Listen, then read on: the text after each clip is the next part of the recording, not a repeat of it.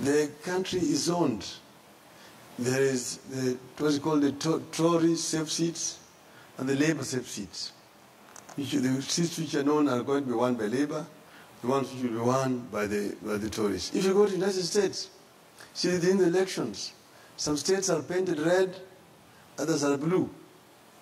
That is normal. But there's also what is called... But in fairness, Mr. Odinga, that is often driven by the issues that matter. There could be agricultural areas, there could be workers and that sort of thing. Yes. Here it's purely because it is Luos that live here, it is Kikuyus that live here, and therefore they vote in a different way. No, Joe. There's also what they call their homeboy mentality. See? Like it is known that Clinton was going to win in Arkansas because he's a homeboy there. He grew up there. He's known better there by the people. So the fact that Uhuru Kenyatta will get more votes in Kiambu than me, because they see him, this is our boy. It's a homeboy mentality. But if we leave Kiambu, I go with him to the coast, I will get more votes than him in the coast. I go with him to Northeastern, I will get more votes than him in the Northeastern. I will also get more votes than him in Western. Those people don't vote for me because I'm a Luo, I'm their own. They vote for me because of what I represent. So that is where you get the balancing.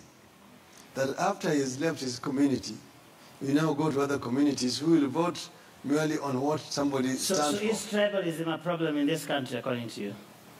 What is the problem here is ethnic inclusivity or exclusivity. And that's what we want to address. Like right now, the Jubilee government has basically divided this country. They basically have got two people with their friends, not their communities. Because I would be wrong to say that the president represents his community.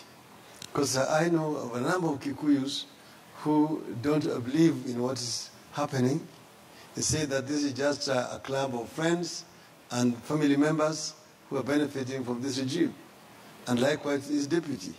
So we are going to expand this governance structure in this country and be more inclusive to ensure that every Kenyan, irrespective of their ethnic origin, gets equal opportunities and that there's no community that is excluded.